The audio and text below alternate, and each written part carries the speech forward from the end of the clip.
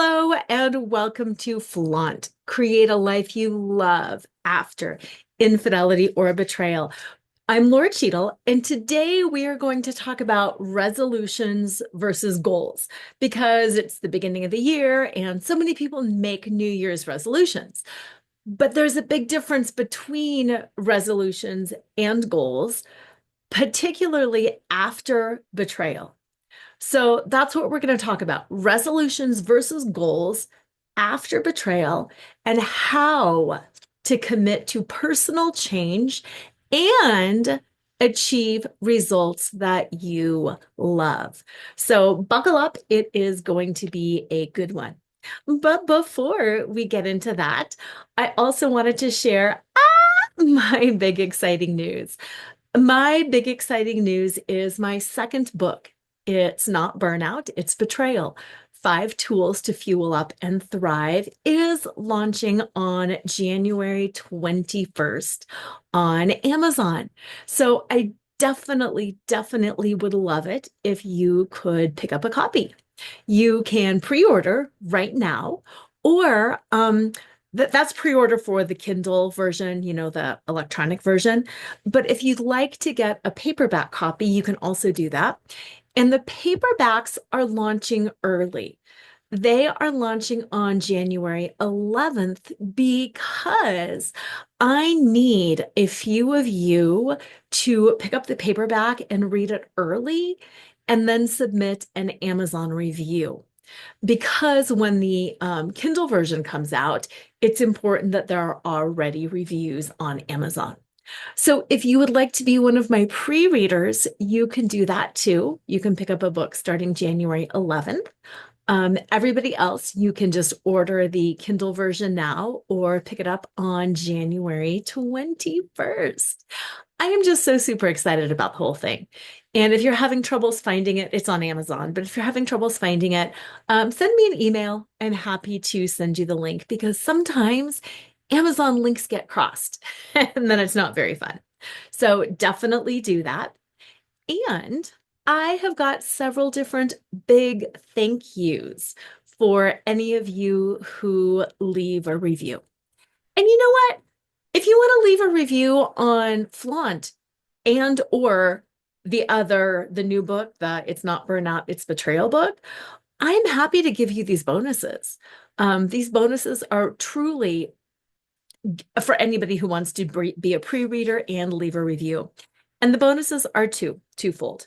The first one is a free vision board workshop with me at the end of January, because it's really important to get through the holidays before we start, doing all of this stuff. And the second thing is a downloadable day planner that is based on the moon cycles, because as you know, I am really big on following the seasons, following the cycles of the moon. And it's just a downloadable day planner and it gives you the moon information and then it gives you the top 3 goals to accomplish every day, every month. It gives you a little worksheet to fill out for the day. But what I really like the most about it is the way that it ties in to the cycles of the moon. So if you would like to be my pre-reader, if you would like to leave a review, you will get my free vision board workshop and you will get a copy of the Moon Day Planner. To make sure I don't miss you, please go to burnoutOrbetrayal.com. There's also some fun little downloads there. And then when you sign up, I'll automatically send you those things when you send me your review.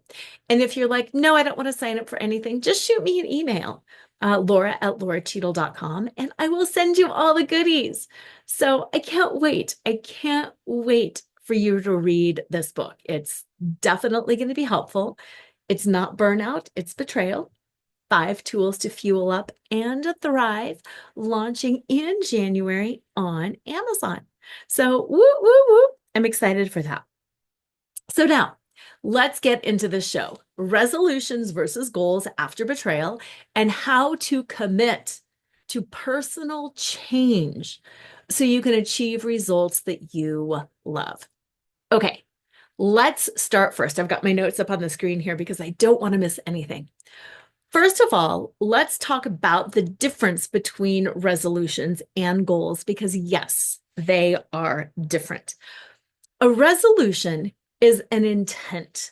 It is something that you intend to do. I intend to be happier. I intend to be more disciplined. I intend to eat better. I intend to move more. It's an intent that you have. It is something that you want to change. Now, trick question here. Who can you change? You can change yourself. You can't change anybody else. You can only change yourself. So that's why New Year's resolutions are for you. I can't make a New Year's resolution for my spouse or my kids or my friends. My resolution is a statement of what I intend to change for me. It's something that you can change and start doing. It's something you can change and stop doing. But a New Year's resolution is a statement of intent versus a goal. A goal is a commitment. It's a goal of a statement of what you want to achieve.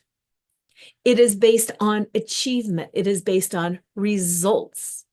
So if you have a New Year's resolution to work out more, to feel better, you intend to do some things, that's a little bit different than setting a goal to work out 3 times a week or to eat within a certain, calorie range or macro range.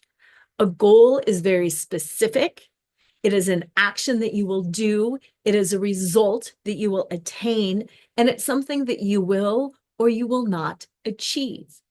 So a goal might be running 10 miles, losing 10 pounds, reaching out to 10 new friends, reading 10 new books, whatever it is, that is a goal. And it's easy to check. Yes, no. Did I run 10 miles? Yes, no. That is your goal. That's not a resolution. Versus the resolution, I intend to work out more. That could be 7 times a week. That could be 3 times a week.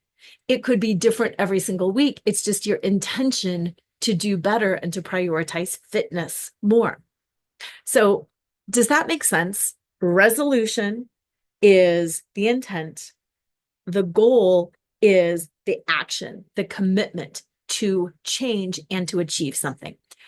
Similar, but definitely very different. Okay, so why is this distinction essential for anybody, but especially to those of us who are recovering from infidelity and from betrayal? Betrayal recovery is a whole different animal. And healing after infidelity is one of those things that you can have an intent. I intend to heal, but you can't necessarily have the goal to heal because then you're setting yourself up for failure. So in 2025, you might say, I intend to heal from betrayal. I intend to heal after infidelity. I intend to have a certain level of personal growth. I intend to do these different things. And then you will take action that supports that intention versus a goal of saying, I will get my spouse to committed to therapy. Wait a minute. First of all, it's your spouse. It's not you. Second of all, what does that really mean? Committed to therapy. Are you intending that they will heal? Are you intending that they will change? Are you intending, what does that really mean? So as you're looking at your resolutions this year, as you're looking at your goals for 2025, I want you to be really realistic and also really kind to yourself. What is it that you intend to do? And then what are those goals that you hope to achieve? Because what I like to do is I like to have those goals that I want to achieve. I want to, whatever it is, see a certain number of clients per year, take a certain number of vacation days per year, make a certain amount of money, lose a certain amount of weight, commit to all these different things. Like I can take those goals because those are the things that tell me if I am achieving, if I am keeping myself on track. And then I look at what it takes to get there. One of my goals this year is to lower my body fat percentage. And I'm going to get that nailed out. I'm going to test it, and then I'm going to see where I need to be. And then my intentions help support that goal. My goal is to have my body fat percentage at a certain percentage. So that's a goal. There's a hard, fast number there. The intentions that will get me there: eating better, working out more, taking better care of my body, lifting weights, drinking water. There's a whole kind of mishmash of things that I intend to do differently in service of helping me achieve that goal.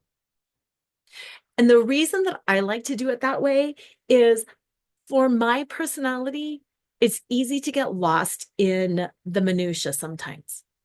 And if I break down my goal of lowering my body fat percentage and I get too hung up on, I have to eat this many calories per day and I have to work out this many minutes per day, oh my gosh, y'all, I lose it. I am just not that focused. I am not that structured.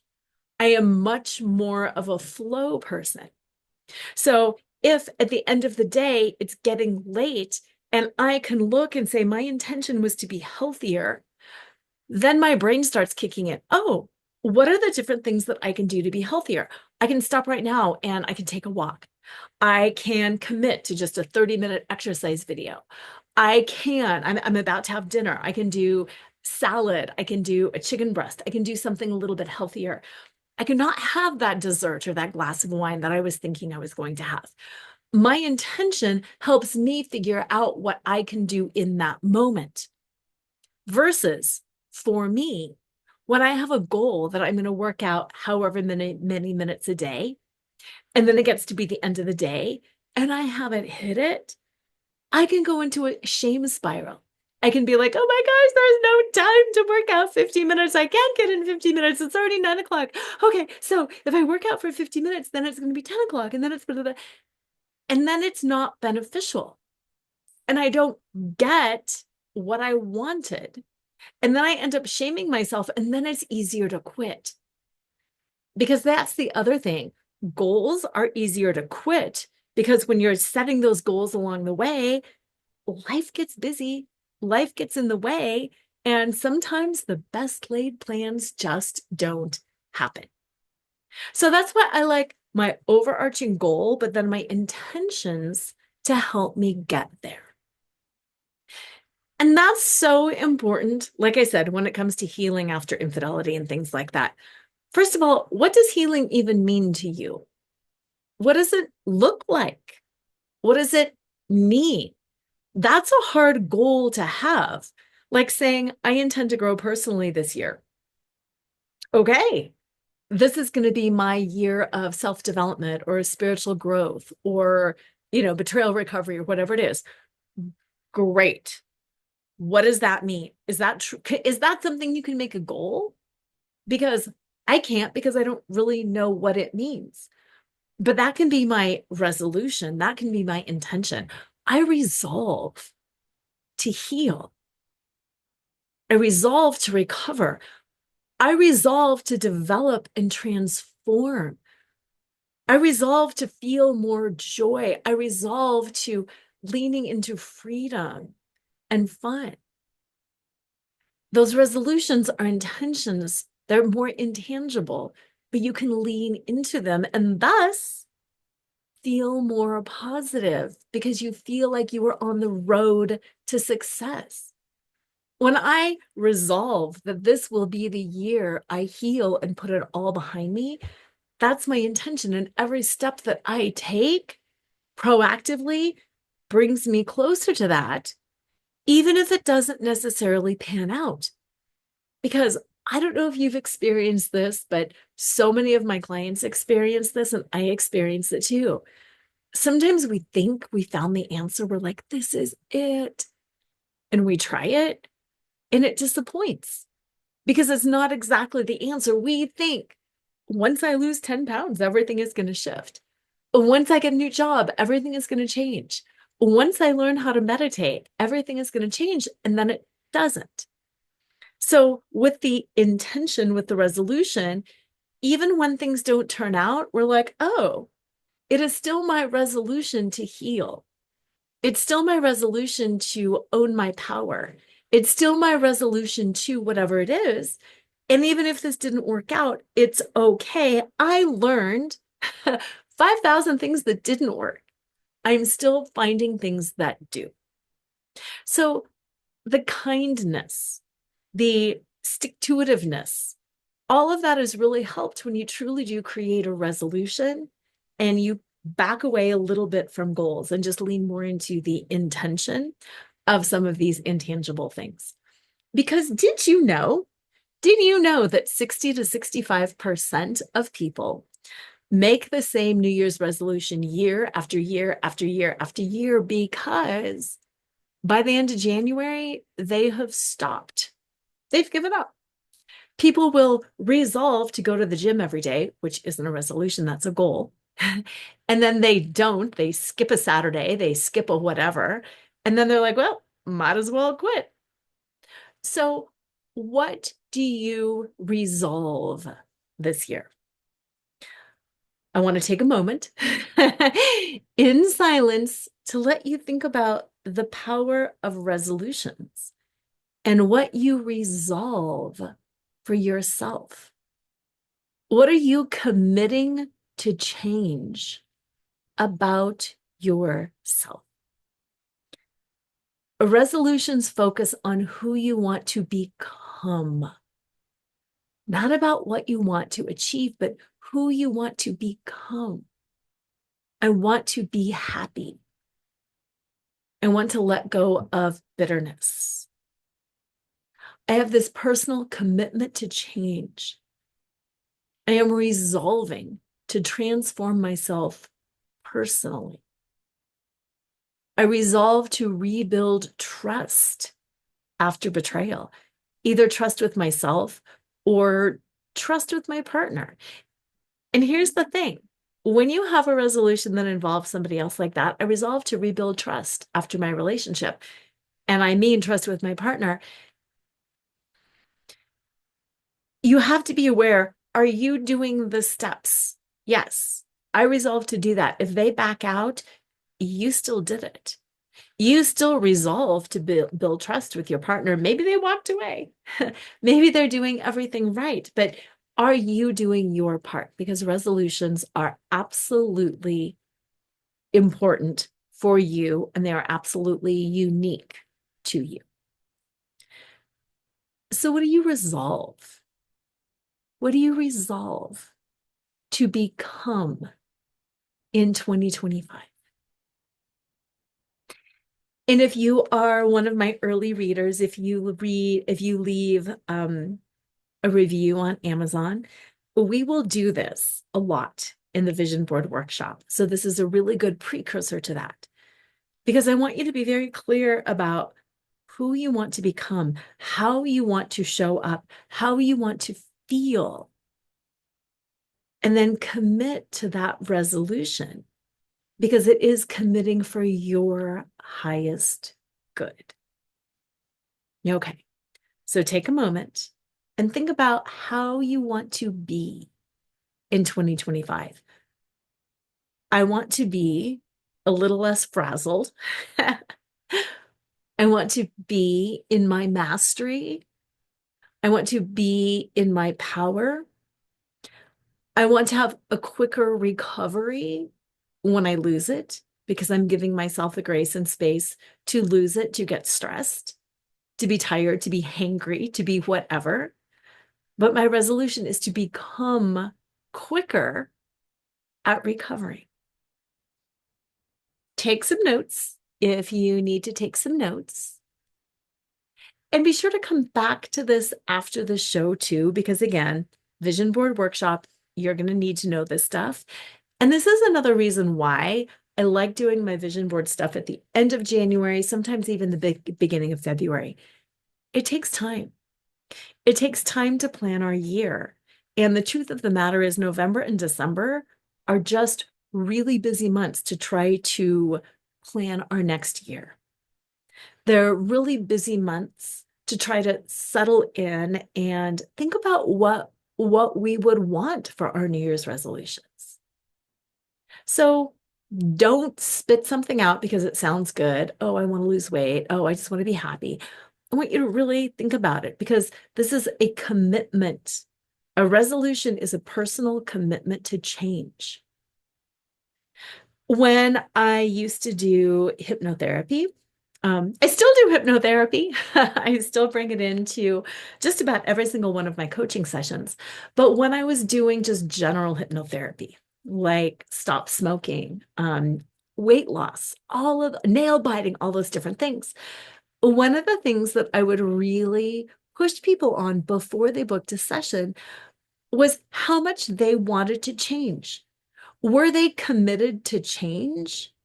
Or were they really wanting me to motivate them to want change? Because those are two very different things.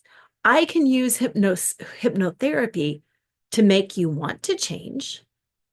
But if you already want to change, I can use hypnotherapy to help you complete that change, to help you stay more committed to that resolution. And if you really, really don't want to change, if there's a part of you that's like, no, I really want to hang on to some of this bitterness because it's punishing my partner. I really want to hang on to some of this because it's giving me finally an excuse to drop out of, to say no and to give my own self a break. Be honest about what you're committed to because commitments take work. Commitments mean doing things that you don't want to do. Think about when people say getting an animal is a commitment. It is a commitment. You got to walk that dog, whether it's raining or snowing, or if you're tired or sore or whatever, you got to walk the dog. You have to commit to it. You have to commit to feeding them. You have to commit to giving them fresh water. You have to commit to playing with them. It's like having a child. When you have a child, you have to commit to doing things that you don't want to do because it's a commitment. And that's what it means to have a commitment. It means to do things that you don't want to do. So if a resolution is a commitment to change, it does mean doing some things that you don't want to do. I feel awkward sometimes reaching out to people. I feel scared writing letters or doing blogs sometimes because I'm sharing something that is deeply personal. And I hope it resonates.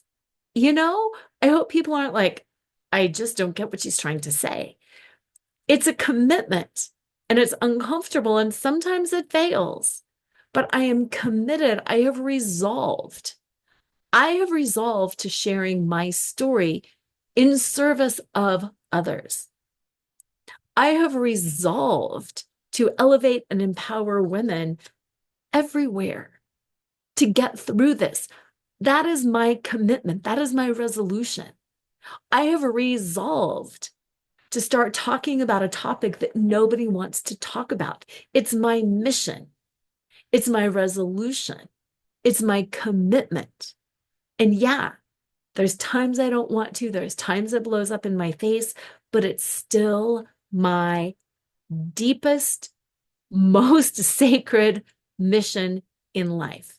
I am resolved to doing this. What are you resolved to doing? What is something that you want so bad? It doesn't matter if you're cold or hungry or tired or busy or angry or feeling like a victim or crying, that you will still do. That is what I want your resolution to be this year. Okay, now we're going to talk about, now that I've got you all hyped up, and resolutions, we are going to talk about the goal piece of that. Because like I was saying, you can commit, you can have a resolution, you can resolve to heal, but you can't necessarily make that a goal. But you do need goals. Here's the role of goals in betrayal recovery. Goals have a place in every single resolution, but here are the role of goals, that's hard to say, specifically in betrayal recovery. Define what you want in some specific and measurable outcomes. One of the reasons people don't heal from betrayal is because they don't know what that means.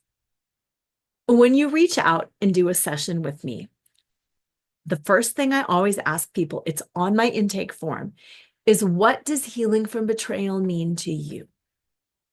Because what it means to me and what it means to you might be different.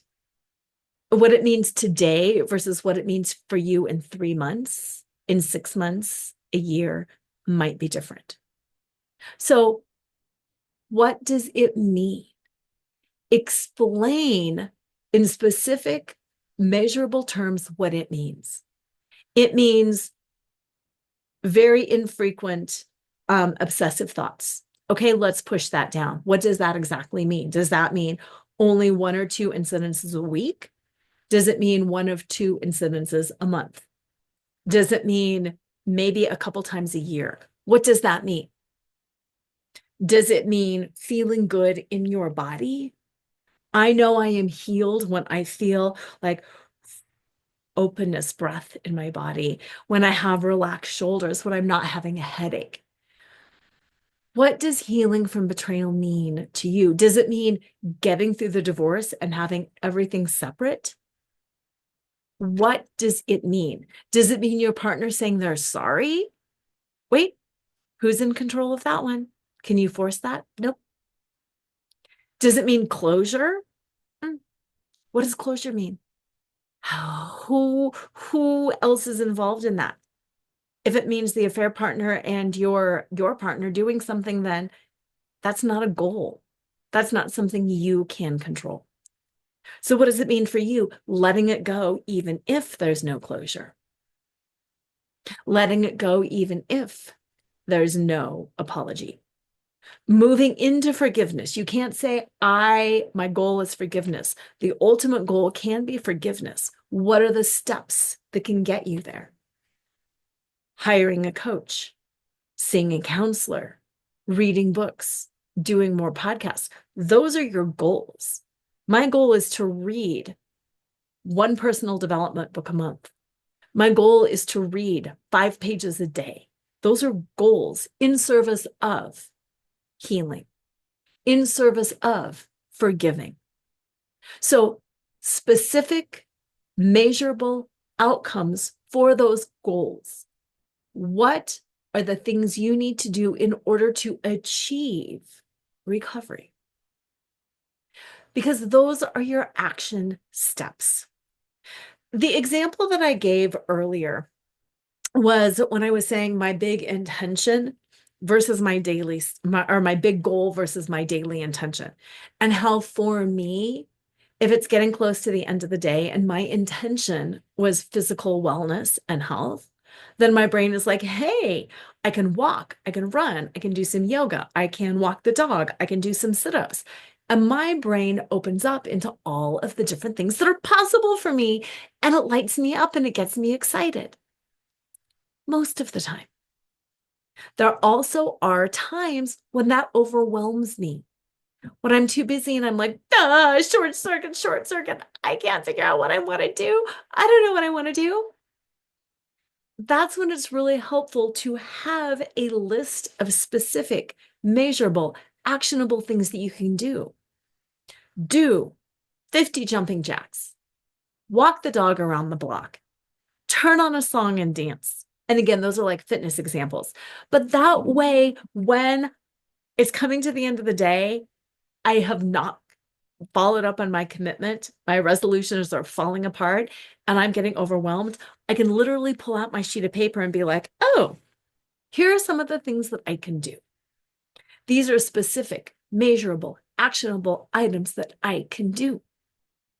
And I have those for my business things too, because it's easy to be like, oh, I can write another blog post. I can work on my website. I can update my email sequence. I can post some things on social media. There's like all of these things that I could do, but do those things move me towards my goal? If my goal is to serve more of you, how is that helping? Maybe writing another blog is helping because it's putting more information out there that then more people can find and then they can connect with me. So that's why sometimes it's really important to have that list of things. What are the things that I can do to increase my reach? Write a blog is one of them. Is sending another email to my current list increasing my reach? Probably not. It's sharing information with you, people who are already in my world. So if my goal is to have more contact and love on you more, then that can be a good goal. So for yourself, we just talked about, what do you want to become? Who do you want to become? How do you want to feel? What is that overarching resolution or intention? Now, what I want you to think about are, what are some of the goals? What are some of those steps? What are some of those specific, measurable, actionable steps that you can do in service of those intentions? If it's healing from betrayal, hire a coach, listen to a podcast, commit to a certain number of books, do some journaling. What can you do to make your body feel better? What can you do to make your heart feel better? What can you do to make your mind feel better? Write those down. So, top of your page, you've got your resolutions. Underneath those, you have those goals that you can do in service of those resolutions, because the goals break down the big picture into actionable steps that you can do every day, every week, however you want to break it down. Okay, so I'm going to give you a moment to think about that. Breathe.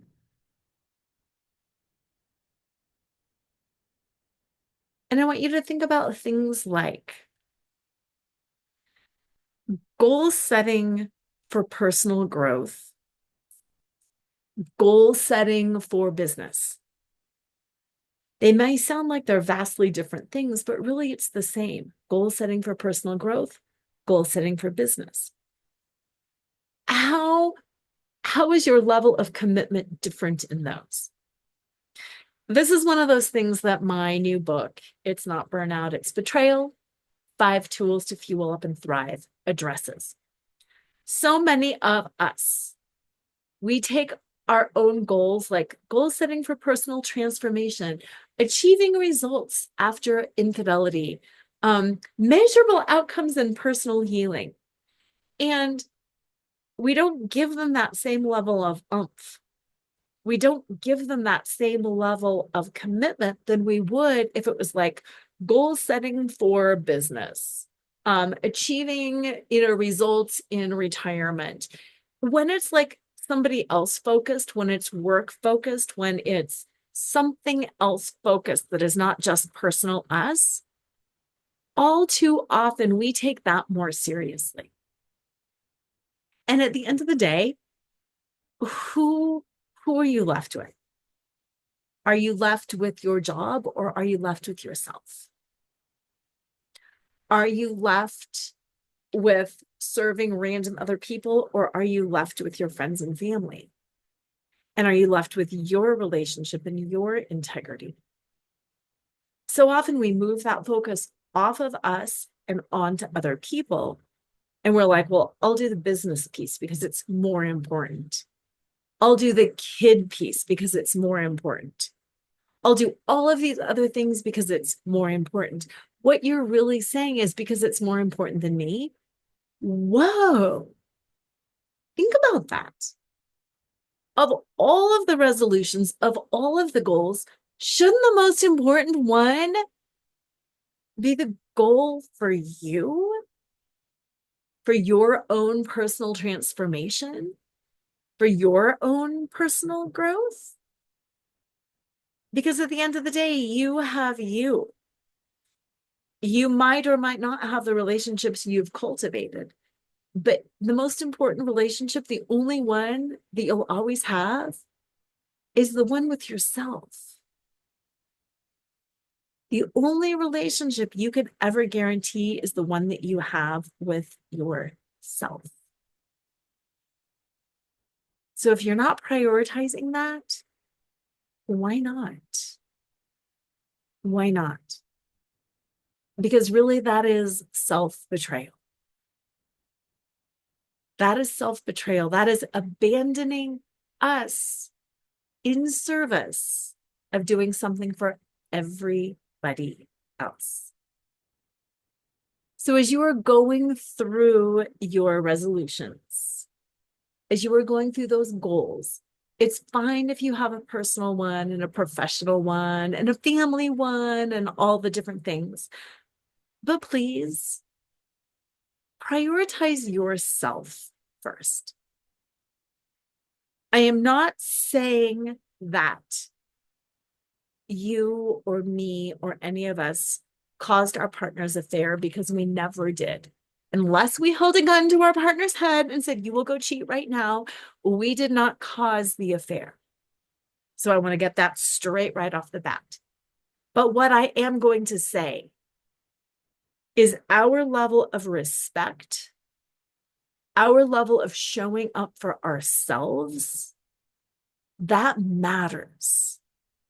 That matters. How can you respect yourself and your personal transformation and your personal growth and your peace of mind and your enjoyment of this life and your flow and your energy? How can you respect that more? How can you show up for that the most? That's what I'm talking about.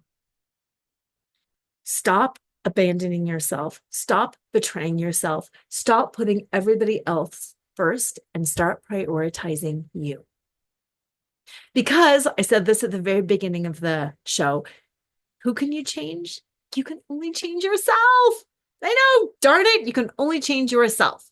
So when you really, really focus on yourself and changing your reactions and your responses and the way that you think and the way that you show up and the way that you live, I am so focused on respect this year, personal respect, respect for my body. Why would I trash my body with bad food? Why would I trash my body sitting all day and not having good exercise? Why would I trash my mind watching bad TV or things that are a negative influence? Why would I not respect my home more by organizing it and cleaning it more? Why would I not respect my business more by organizing and getting help and using tools and hiring people to support me? Why would I disrespect myself by not taking care of myself? And that's really, really my big focus this year, is that whole respect for self, respect for environment, respect for my friends and family, respect for relationships, business, just a higher level of respect in everything that I do. Because I can't change anybody else, but I can have a higher level of respect for me. And I can choose to keep myself peaceful and calm and happy. And I can choose to keep myself organized and managed and well-fed. I can keep myself energized. If I'm tired, it's nobody's fault except my own. I don't have little kids at home. I need to parent myself better. So thinking about resolutions, thinking about goals, thinking about yourself, thinking about that concept of self-betrayal, how can you show up for yourself at a higher level next year? How can you love yourself more, respect yourself more, show up for yourself more, regardless of what anybody does or doesn't do? And I know it's hard. But just think about that. Because my goal for you, what I want for you, is to really embrace your agency and to take charge of the journey that is your life. Because far too many of us, I'm like so on my soapbox on this one, far too many of us really give that power to our partners, our kids, our career. We abdicate power. Well, he didn't let me do this. Well, they didn't let me do this. Well, I couldn't do this. Holy heck. How can you reclaim your agency? How can you take better care of yourself? I know it's scary. I know people might not like you. I know the fear of not being nice. I know that, oh my gosh, don't be difficult. Oh, I know. I feel that. I hear that. I want to be nice. I want people to like me. I don't want to be difficult. But who is suffering? Me. And here's what I'm going to tell you, because I've been on this journey for a long time and I'm a lot better, but I'm not perfect because we live in a patriarchal world and it's really hard to undo many years of conditioning. When people don't like me, I really don't care. And honestly, the people who have not liked me, they probably don't need to be in my life anyway. And most people have actually liked me more. And when I'm being difficult, it's not my problem. I am not difficult. Somebody else is just insecure. Reframe that one right away. You are not difficult. The other person is just insecure. You're not too much. The other person is just intimidated. Whatever you are being accused of being, it's not about you. It's what the other person can't rise and meet. And that is a huge gold nugget right there. That is a huge gold nugget right there. So reclaim your power, reclaim your agency, and take charge of the rest of your journey. Okay, this has been a lot, in a lot of in a lot of really good stuff, a lot of good ways. And the reason, again, that I'm doing this show now and I'm doing the vision board workshop at the end of January is because it takes time. This pre-work is the most important work you will do. I don't think there's many of us who spend the time to really sit down and ponder how it is that we're showing up. And then ponder how we would like to show up. And then break down what are the things that we need to do differently in order to get there. But that's where the magic happens. People are always telling me, oh my gosh, you're such an amazing manifester. Yes, and it's because I do things like this. And then people are saying, you're achieving all of this stuff. You're amazing. I wish I had the energy that you have. How do you do it all? By breaking it down and not doing the stuff that I don't need to do. So I'm going to walk you through kind of a little bit of a meditation. So circle your shoulders, get comfortable. If you're walking, you can keep walking. That's fine. Just breathe. Let your breath drop in. And I want you to think about the phrase, how you spend your days is how you spend your life. How you spend your days is how you spend your life. How are you spending your days? How are you feeling every day? Not necessarily what are you doing? You're getting up, you're making breakfast, you're driving to work, you're taking care of kids, you're cleaning. Not necessarily the what, but how do you spend your days feeling inside your body? Do you have peace? Do you feel joy? Do you have enthusiasm for what's happening? If you're in the middle of a divorce, if this is a new infidelity discovery, that's a little bit different, yes. Overall, how have you spent your days? in a state of flow, in a state of play, in a state of angst, in a state of stress, in a state of victimhood, in a state of service to others. Those are your days.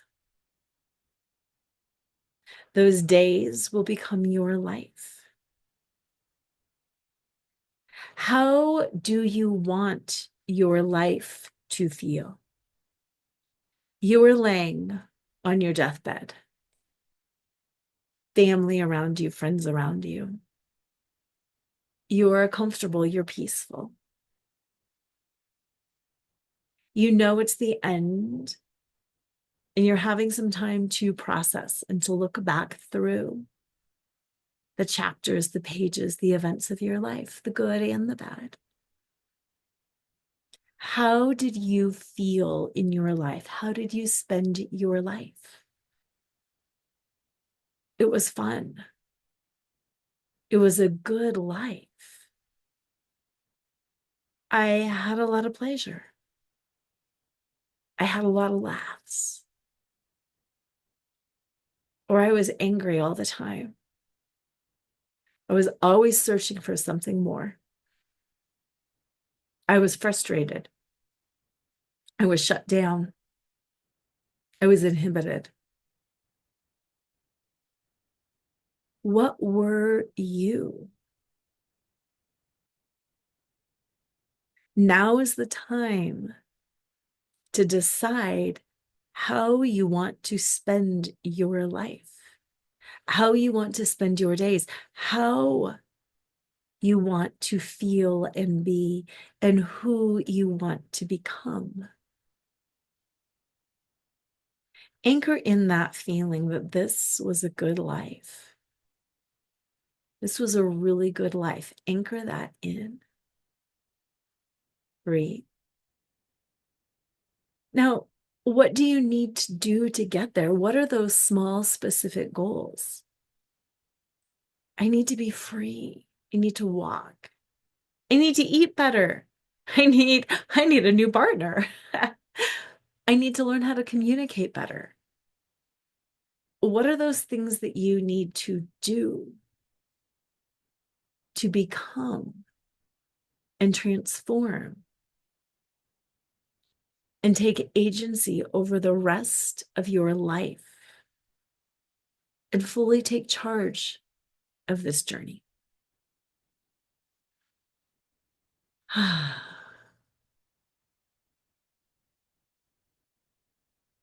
Jot down some notes. Think about it.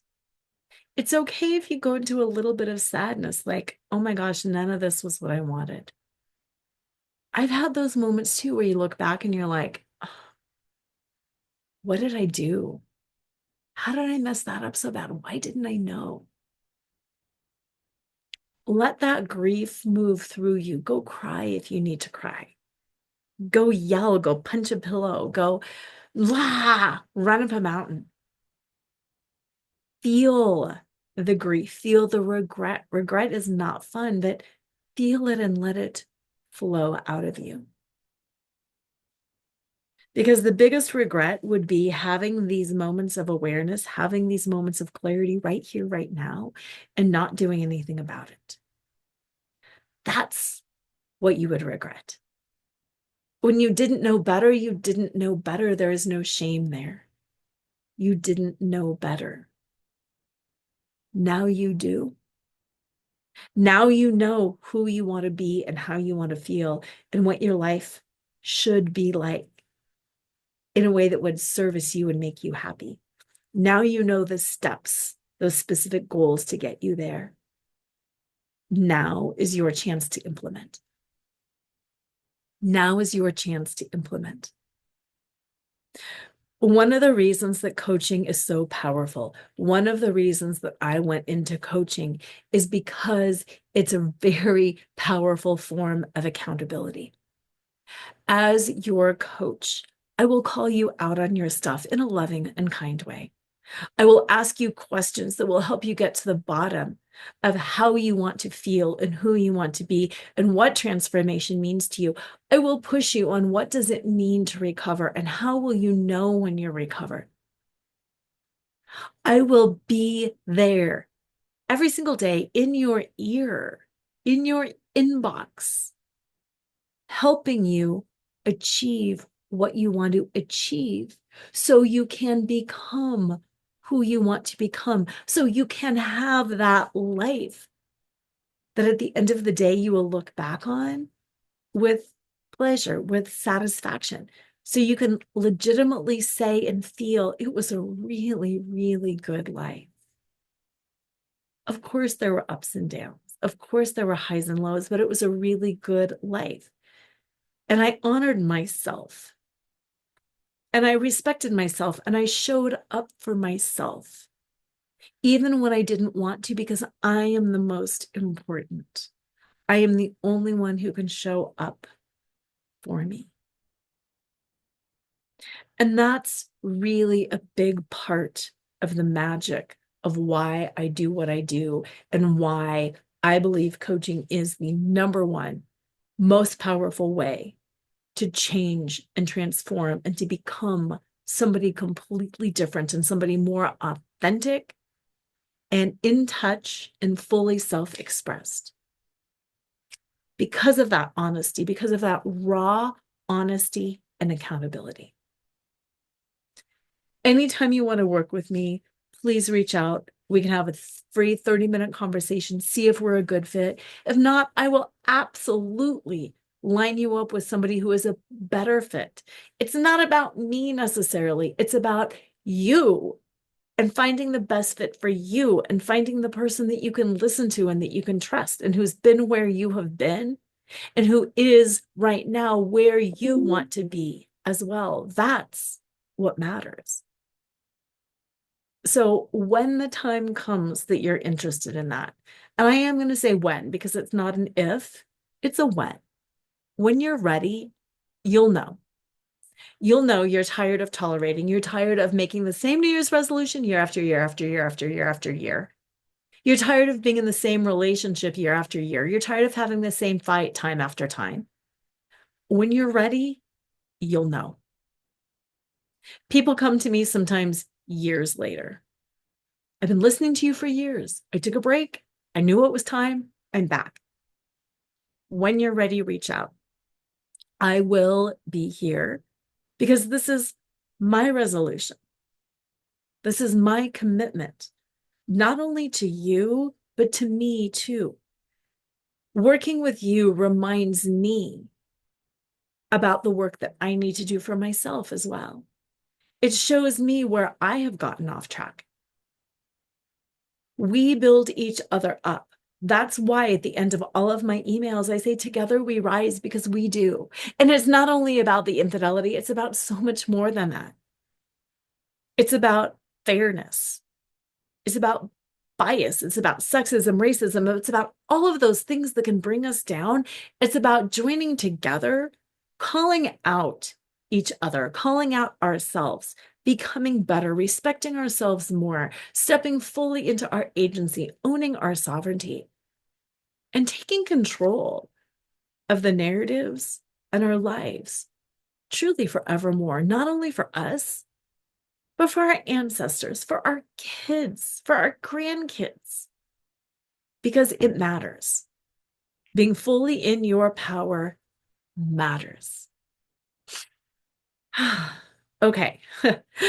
Before we sign off, I just want to remind you, my new book, It's Not Burnout, It's Betrayal, 5 Tools to Fuel Up and Thrive, is coming January 21st for the ebook. You can pre-order that now. And if you want to be one of my pre-readers, you can order the paperback on January 11th and then post an Amazon review. Anybody who posts an Amazon review on either of my books gets free access to my vision board workshop in January and gets the moon and astrology downloadable planner. To sign up to make sure you're on the list, go to burnoutorbetrayal.com. Burnout or Betrayal so you can get all of your goodies. So I'm going to officially do the closeout for the podcast, and then I'm going to spend a few more minutes for those of you on Zoom walking you through another couple of things. So, podcasters, remember please to subscribe, to like, to share so other women can get this knowledge. And if you want to know what I'm going to say, hop on my YouTube channel and you can watch the rest of this show there. So, as usual, have an amazing week and always remember to flaunt exactly who you are, because who you are is always more than enough. Okay, podcasters, okay, YouTubers, not podcasters. Now that the podcasters are dropped, there's just a few things that I wanted to go over with you about my new book, because it's 5 tools to fuel up and thrive. So I wanted to just give you a little sneak peek at some of those 5 tools, because as you know, flaunt is also 5 steps. Flaunt is an acronym and fuel up is an acronym. So the Fuel Up acronym is an acronym to help you remember the list of tools that you can use to help you recover from betrayal. Whether it is relationship betrayal, whether it's corporate betrayal, whether it's friendship betrayal, all kinds of betrayal, these are the 5 steps that you can use that will help you recover from betrayal. And they are F, the Fuel Up F. Find your why. Finding your why is about getting to why you do what you do. If it is work and you have like a meaningful career and you're like, oh my gosh, I'm the head of this nonprofit, your why is kind of big and bold and out there, because it's like, oh, well, duh, I'm raising money for disadvantaged kids or something like that. If you were something like dry and boring, an accountant, and you might be thinking, yeah, I crunch numbers, there's nothing meaningful about that. I want to challenge you to go deeper. Are you helping your organization with its mission and you're bought into its mission? Are you just bringing home a paycheck to empower your family to do more? That's valid. That can be your why. My why might be to make money so I can send my kids to college, to provide my family with a vacation every year, to give us some fun extras so we can go out to dinner and do things like that. Find your why. And when you focus on your why, it really helps you move through some of those tough times. Okay, the U in Fuel Up stands for uncover the root cause. Whatever is going on with you, whatever level of dissatisfaction is going on with you, it's usually not what it seems. U stands for uncover the root, which is really doing the time, doing the effort, questioning yourself to uncover what is really going on, so you can solve the correct problem and feel better fast. Is it really a lack of money? Is it really the betrayal? Or is there something else underneath that that really needs addressing? Most arguments, most fights aren't about the thing on the surface, they're about the thing underneath. E in Fuel Up stands for expectation management. And that is kind of the meat of the book: how to identify your expectations, how to manage those expectations, how to figure out if an expectation is realistic or unrealistic, and then how to communicate effectively, how to advocate effectively, and how to set boundaries so your expectations can be met. The L in Fuel Up is the same L as in Flaunt. It stands for laugh. Laugh out loud, because laughter is the #1 way to calm and re-regulate the nervous system. Laughter is so underrated, and it is truly the most important thing we can do, especially in stressful situations. And yes, I know, recovering from infidelity, you kind of are like, I don't really want to laugh. It's the best thing you can do. So that is the fuel. And then up stands for unbroken promises. And what I mean by that is unbroken promises to yourself. If you broke promises to somebody else at the rate that you broke promises to yourself, would you even want to be your friend? Because I kind of doubt it. We are so conditioned to give up on ourselves, to put ourselves last, to break promises to ourselves. And we've been talking all about resolutions. Can you resolve to not break promises to yourself again? Because if that was your one resolution, I guarantee that everything would change. Because if you stop breaking promises to yourself, you can absolutely do and be and become everything that you want to be. So that is that little teaser sneak peek over the Fuel Up toolbox. Thank you for being here with me. I am so excited for you to read this book, and I am so excited to read your reviews. Thank you so, so much from the bottom of my heart for doing that. Again, have an amazing week. And as usual, always remember to flaunt exactly who you are, because who you are is always more than enough. See you next week.